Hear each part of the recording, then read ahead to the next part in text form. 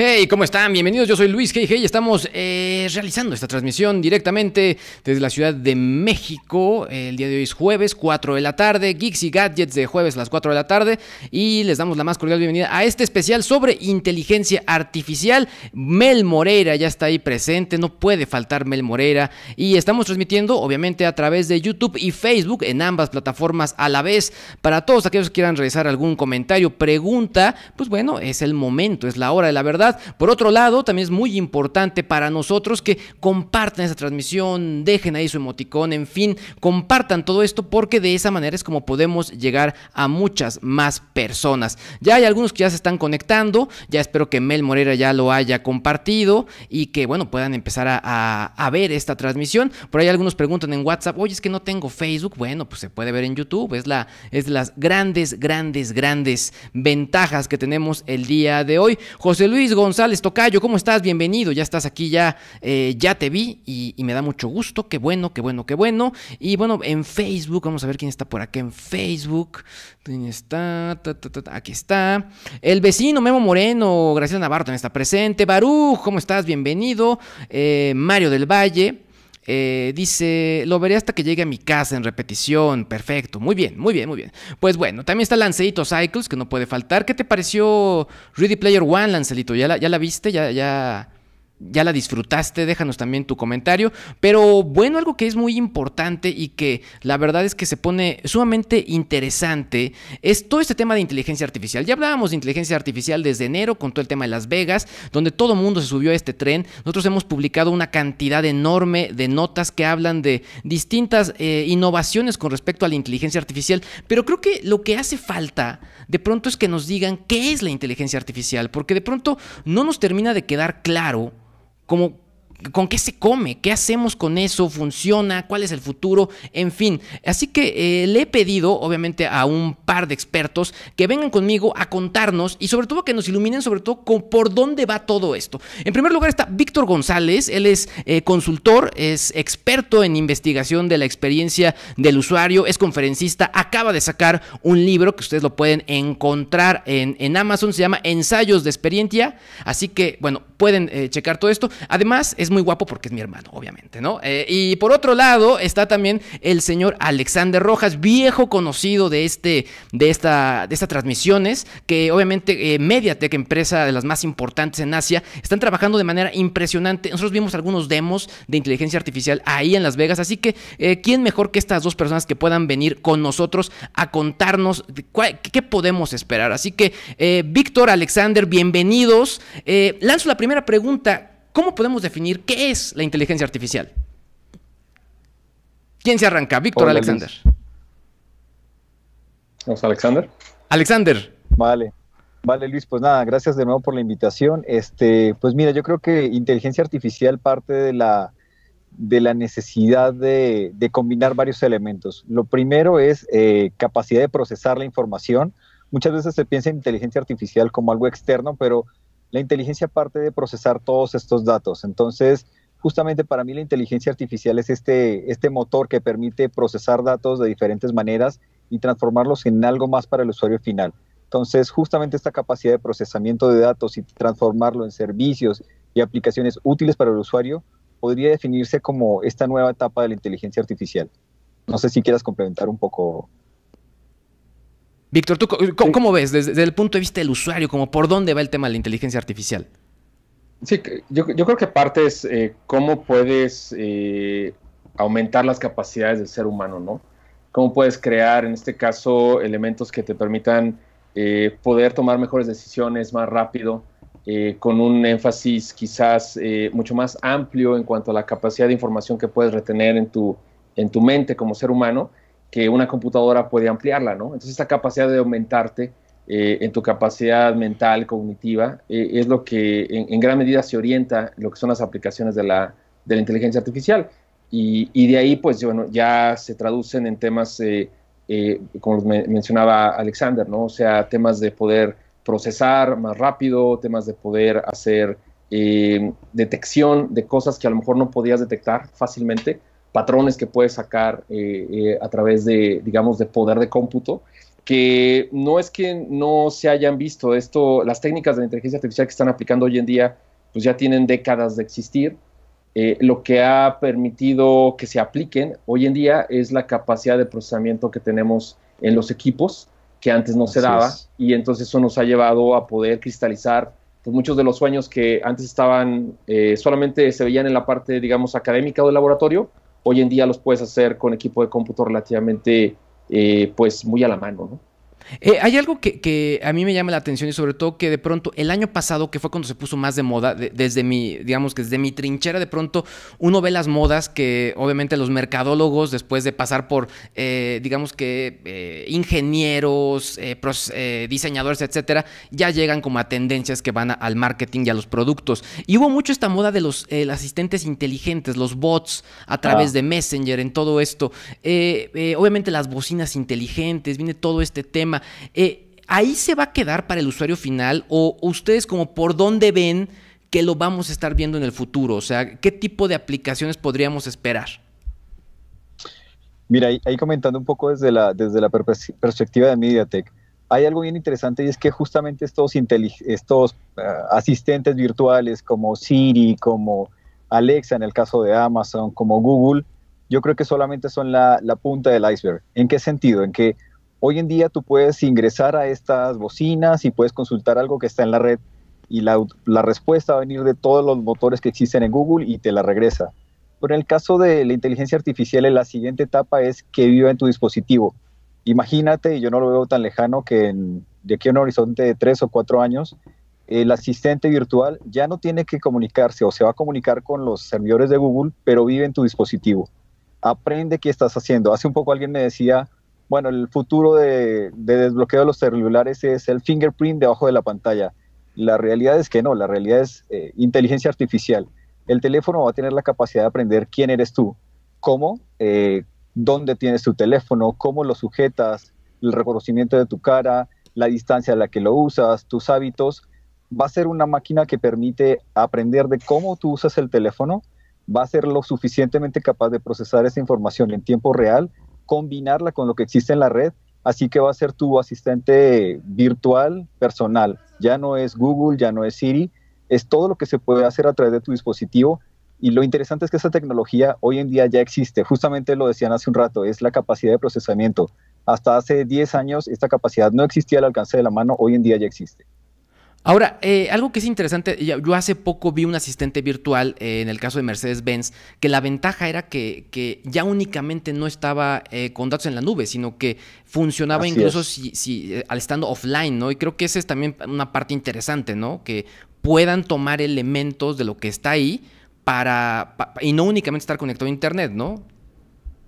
Sí, o sea, al final yo creo que lo que tienes es precisamente que se están combinando las tendencias, ¿no? O sea, tienes por un lado tendencia de capacidad de procesamiento que te lleva a poder aplicar esos algoritmos, pero al final sobre una red ya distribuida en la nube, pero también diseñada para que pueda operar con o sin conectividad, y eso es precisamente lo que lo hace más interesante, o sea, que puedas tener estos escenarios en los cuales, digamos, el procesamiento se puede hacer en dispositivos, pero al final de cuentas no estás dependiente 100% de tener conectividad, ¿no? Y todo esto, pues digo, va de la mano con entender que todo al final es una red de sensores, ¿no? Una red de actuadores, una red de dispositivos, los que hacen toda la experiencia. O sea, no es solamente el móvil, sino es lo que haces con todos los procesos de domotización en tu hogar o las cuestiones de sensores en los edificios inteligentes o cuestiones de riego, no sé, en el campo. O sea, toda esa parte es lo que lo hace verdaderamente muy, muy poderoso y también hasta cierto punto peligroso. Justo ahora que hablas como de este tema de los peligros, Mel Moreira empezamos con el primer mito o realidad, y pregunta Mel Moreira, ¿la inteligencia artificial podría convertirse como la peligrosa Skynet, como en Terminator? O sea, ¿podríamos llegar a esos puntos tan pues un poco catastróficos? Bueno, es una buena pregunta y yo creo que sí existen algunos riesgos. De hecho, no hay que ir muy lejos en el tiempo. Hoy en día estamos viendo algunas noticias que se han dado con algunas redes sociales donde Facebook, la información bueno, sí, donde la información personal puede ser algo muy sensible. Yo creo que parte de los riesgos de la conectividad en general y la inteligencia artificial es hasta qué punto tú controlas tu información o hasta qué punto un tercero controla tu información a través de un algoritmo. Allí justamente es donde empiezan a interactuar la fuerza del algoritmo externo, que puede ser Google, Amazon, Siri, y la fuerza del algoritmo interno, que es el que va a vivir en tu teléfono y va a decir, ok, yo doy acceso hasta estos puntos porque mi usuario no quiere que tenga acceso a esta información. Yo creo que justamente que parte de la inteligencia artificial radique en el dispositivo y no en la nube, va a ser lo que nos va a ayudar un poco a proteger la información, pero definitivamente sí hay riesgos. Sí, quizás también complementando, tienes el escenario donde mucho del control se pueda ceder a mecanismos, digamos, automáticos, en los cuales no hay supervisión humana, ¿no? O no hay criterio humano, ¿no?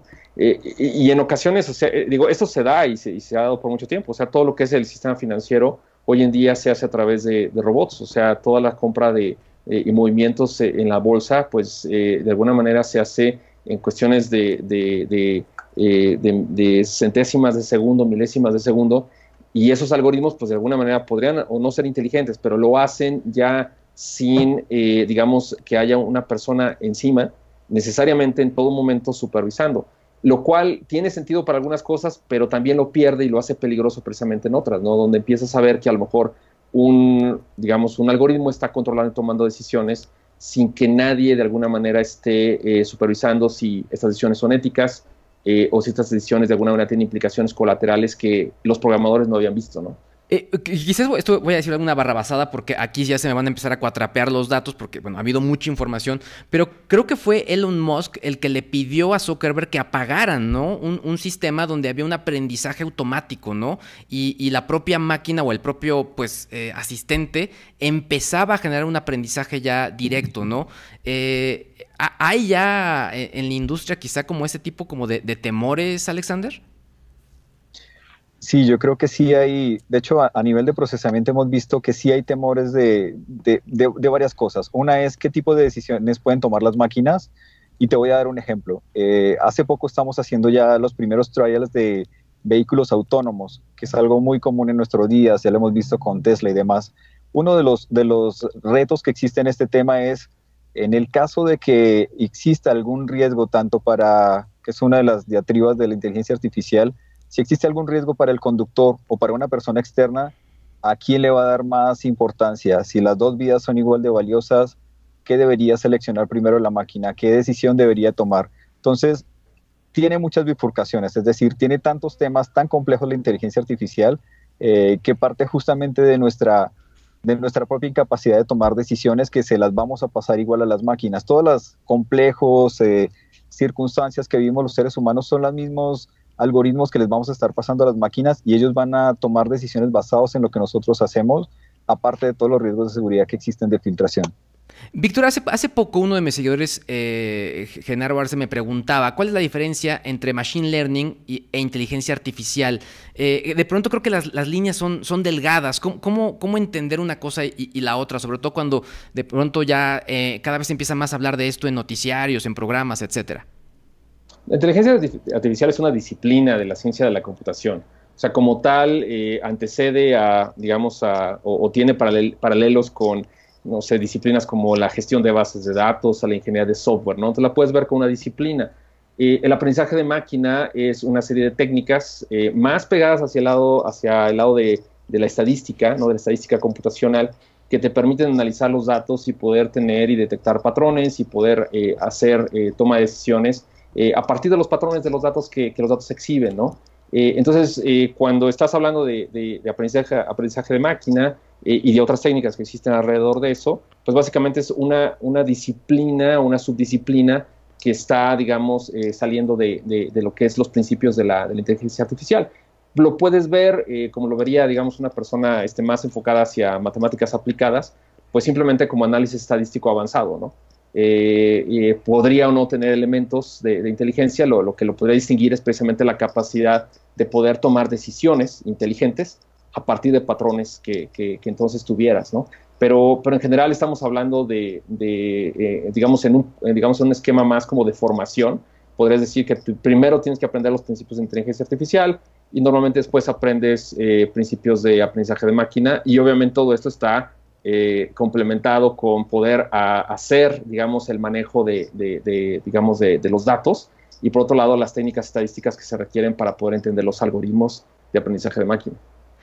Y algo que se me hace interesante es que otro término que aquí entra es lo de cloud computing, que al final creo que todo este tema de 4.5G que estamos, bueno, que acaba de anunciar Telcel aquí en México, pero bueno, que en otros países ya se está hablando muchísimo de lo que es 5G, tiene mucho que ver porque estamos hablando de procesamientos, obviamente ya dentro de la nube en tiempo real, y que ya junto con todo el tema de inteligencia artificial, pues ya están generando todo este tipo de posibilidades, ¿no, Alexander? ¿Cómo poder ver este tema del cloud computing y sobre todo qué tan lejos estamos en México y Latinoamérica de poder ver eso?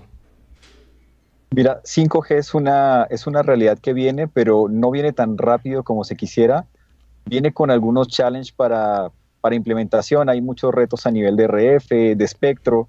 Lamentablemente en Latinoamérica la asignación de espectro va mucho más atrás de lo que va en algunos países de Asia o Europa, así que no tenemos espectro para operar como quisiéramos al potencial de 5G.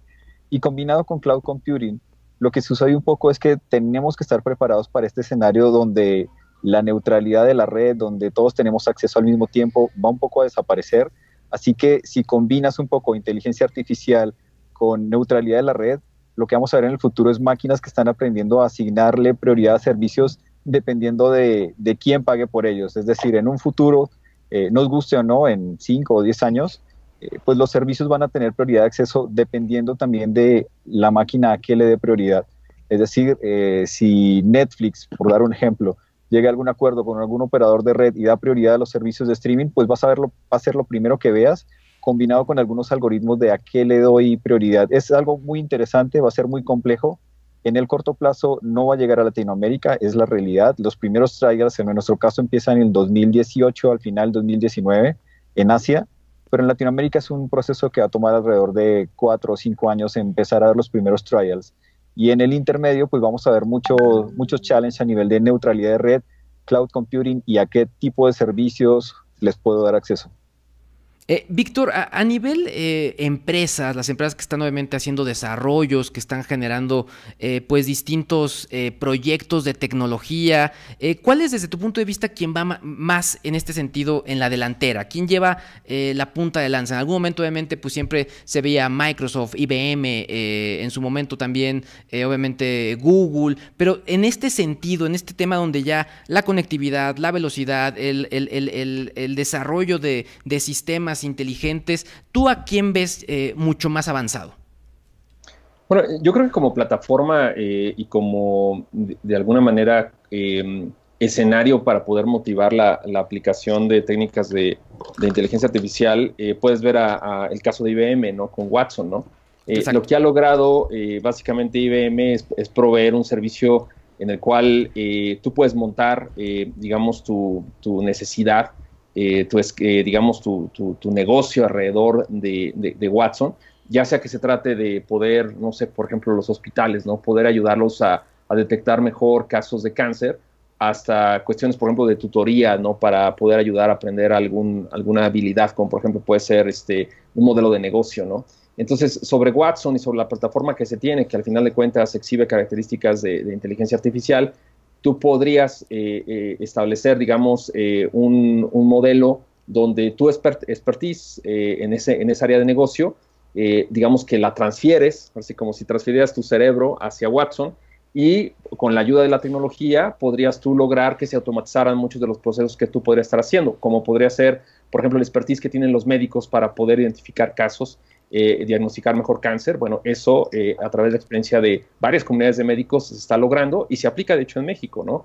Lo mismo puede aplicar y aplica para otros sectores. Creo que no es que sea el único, o sea, yo creo que algunos otros y los casos de que tienes, por ejemplo, con Alexa y lo que puedes lograr con Alexa o lo que puedes lograr con vehículos autónomos, digamos, son exhibiciones de inteligencia artificial, pero al final de cuentas a lo mejor no bajo la perspectiva que está haciendo al momento ahorita IBM, donde pone la plataforma en las manos de muchos y muchos pueden aprovechar y montarse sobre eso, en escenarios que antes no podrían.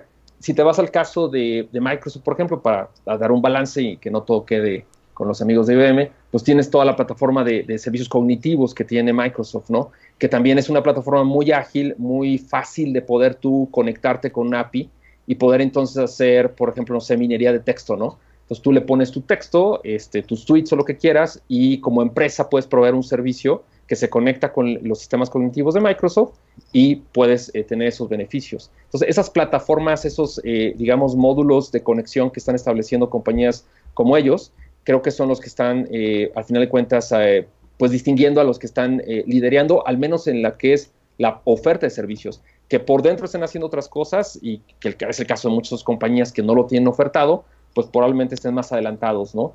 Pero es un caso más bien desde donde yo lo veo es de la oferta que dan a otros para utilizar inteligencia artificial.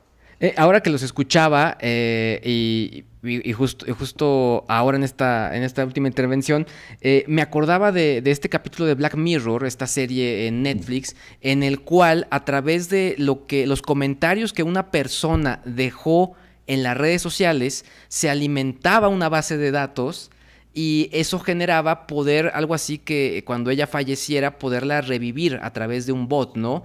Porque entendía cómo respondía, si le gustaba o no le gustaba, qué lo ponía o qué no lo ponía triste. Y bueno, ya esto se va mucho más allá, ¿no? Después ya casi ya sacan el maniquí, el muñeco inflable y todo este rollo, ¿no? Pero este tipo de cosas podría suceder, o sea, llegar a este análisis, porque, por ejemplo, en el caso del español, de pronto el tema del idioma hace complicado poder sobre todo entender por el tema de dobles sentidos, ese tipo de situaciones. ¿Podríamos llegar, eso sí podría llegar a pasar, eso que planteaba Black Mirror? Bueno, mira, yo creo... Adelante, Víctor. No, yo creo que en cierta medida sí, o sea, tienes razón, yo creo que hay muchas limitantes en cuanto a lo que puede ser todavía, pero sin duda, por ejemplo, lo que es análisis de sentimiento, en tweets es algo que se viene haciendo desde hace un buen rato. O sea, que tú puedas poner un tweet como Luis Hey Hey, que podamos saber si tu tweet de alguna manera apunta a que estás triste o que estás contento, o ir más allá de eso, incluso distinguir rasgos de tu personalidad a partir de eso, o si estás estresado, eso se hace. Y se hace, insisto, a nivel laboratorio, muchas cosas están ya. Y bueno, lo que tienes con Cambridge Analytics es básicamente algo similar, o sea, este perfilado de usuarios a partir también de un cuestionario sencillo, pues es la punta de lanza para después analizar sus posts y a partir de ello inferir aún más rasgos más nítidos, ¿no? Entonces, no es tan lejano, o sea, pareciera que no, pero yo creo que y probablemente Alexander lo va a tener mucho más claro que yo. O sea, lo que estamos hablando es que como tienes muchos datos, entonces puedes de alguna manera, a fuerza bruta, si lo quieres ver así, determinar muchas cosas porque precisamente tienes mucho de dónde sacar para poder inferir y empezar a refinar poco a poco tus resultados. Wow. Justamente eso era un poco lo que yo veía. A través del análisis de datos, de la capacidad de procesamiento de datos, incluso sin tener que interactuar con una red social, sino cómo estás cargando tu celular, si lo dejaste durante varias horas volteado hacia abajo, si no te conectaste la última hora para ver algo en internet, y algunos algoritmos de inteligencia se puede saber qué te está pasando. Es decir, ok, es una persona que el día de hoy está deprimido porque no está haciendo lo que usualmente hace. Entonces, con el patrón de uso, sin ni siquiera necesidad de interactuar con algo más, vas a saber qué está pasando con una persona. Puede ser intrusivo o no, pero hacia allá vamos. Oh, y finalmente podría ser muy útil y se ha visto muchos estos casos, para, por ejemplo, ayudar a personas que se preocupan por sus seres queridos, ¿no? Y que quieres saber si tu mamá o tu papá o lo que sea, un adulto mayor, tiene algún tipo de, digamos, de patrón que no es común, digamos, en lo que sería su rutina, ¿no? Pero lo mismo se puede revertir, o sea, y a veces te asusta, ¿no? O sea, no sé si te ha pasado, a ustedes les ha pasado que de repente te menciona, te manda un mensaje, Google, diciéndote que pues ya estás tarde para llegar a tal lugar, y dices, no, pues hoy no voy a ir a ese lugar, ¿no? Pues, ¿qué está pasando con Google Now? Básicamente que te está dando el patrón que normalmente tú tenías, claro, de ir a tal lugar, y está anticipándose, ¿no? Entonces, lo cual puede ser bueno, pero al mismo tiempo, la primera vez que lo viste, hace algunos años, pues dijiste, órale, ¿qué está pasando aquí, no? Y la verdad es que, bueno, no sé, la gente que nos está viendo, que nos están escuchando, o sea, a mí ahorita se me puso un poco chinita la piel, Porque sí, o sea, el hecho de que no estemos tan lejos de lo que ahí planteaban está cañón, o sea, está muy cañón. Hay gente que está ya lanzando preguntas, vamos a leer algunas de ellas, y bueno, ya ustedes las escucharán y responderán qué es lo que, bueno, lo que quieran, ¿no? Pero dice aquí Luis Fantasma, ¿qué tan conveniente es reemplazar la mano de obra humana con la automatización en inteligencia artificial? Lanceito Cycles pregunta, ¿por qué creen que la tecnología Java Genie no tuvo la funcionalidad que se pensaba en 2003? Ahí sí me agarró completamente en curva el buen Lanceito. Caleb Sánchez, digamos, hay un comentario antes de memoria que dice: la inteligencia artificial es interesante, pero me preocupa que la humanidad sea inútil en un futuro. Es como si las máquinas nos controlaran. ¿Qué opinan? Y Caleb menciona, coincido con Mel, la inteligencia artificial es eficiente y de ayuda, pero hasta cierto punto no puedes darle la oportunidad de tomar decisiones importantes que no puedan ser tomadas más bien, que no pueden ser tomadas por máquinas. ¿Qué opinan de todo esto que nos está comentando la gente a través del chat? Mira, yo creo que el tema de inteligencia artificial es una tendencia que llegó para quedarse. Es decir, puedes estar a favor, puedes estar en contra, te pueden gustar algunas cosas y algunas otras no, pero en definitiva hay que surfear la ola. Hay que ir con ello y saber hacia dónde nos podemos dirigir sobre la inteligencia artificial. Yo puedo estar de acuerdo en lo que ellos dicen, pero al final del día es una tendencia que llegó para quedarse y apenas estamos viendo la punta del iceberg. Yo creo que lo que tenemos que hacer es aprender a surfear la ola, saber hacia dónde nos va a llevar y utilizarla para lo que nos podría servir en el futuro en muchos casos que son útiles, como mencionaban, casos médicos, casos de patrones de personas depresivas, bueno, cosas de este tipo. Es tomar lo bueno de la tecnología, que no se va a ir, la tecnología va a seguir evolucionando y ir con ella. ¿Cómo ves, Víctor? Sí, de acuerdo. Yo creo que hay roles y actividades y digamos, tipos de trabajo que son fácilmente, digamos, automatizables y que tenemos simplemente que estar conscientes de que esos roles se van a ir, ¿no? Y creo que ese es el gran reto y de hecho yo creo que es uno de los grandes problemas que tiene algunos mandatarios de otras latitudes, de no entender que en estas olas de cambio la automatización al final de cuentas lo que ha llevado es a tener que reemplazar habilidades que antes a lo mejor las dabas por hecho que eran las que deberían de ser remuneradas y empezar a apreciar otras, ¿no? Entonces como sociedad y bueno, ya sea dentro de sector educativo, incluso como padre de familia, pues tienes que saber, oye, ¿dónde está la formación que realmente va a ser relevante para más adelante, ¿no? Porque hay muchas cosas que al final de cuentas, si ves que hay oportunidades de que se automaticen, van a estar automatizadas más pronto de lo que te imaginas. Y probablemente hay profesiones enteras que se definen por cosas que son automatizables. Entonces, aquellas cosas que implican mucho mayor digamos, gusto, sentido de apreciación de las cosas, inteligencia, digamos, más de habilidad suave, son las que menos automatizables son. Pero hay otras que son mucho más cerradas, que probablemente pudieran, al final de cuentas, ser víctimas de esta automatización. Y como dice Alexander, pues es básicamente lo mismo, ¿no? O sea, aceptar que la tecnología viene, pero también aceptar que la tecnología va a incidir y nos va a generar cambios en lo profesional y también cambios en la forma en la cual estamos acostumbrados a pues, no diría ser vigilados, pero sí a estar monitoreados, ¿no? O sea, el hecho de que ahorita, por ejemplo, en China tienes todas estas cuestiones de detección de rostros, ¿no? Y que a través de ellos sí están deteniendo a criminales, pero también, igual, hay efectos negativos que podrían no ser los más deseables, ¿no? Wow.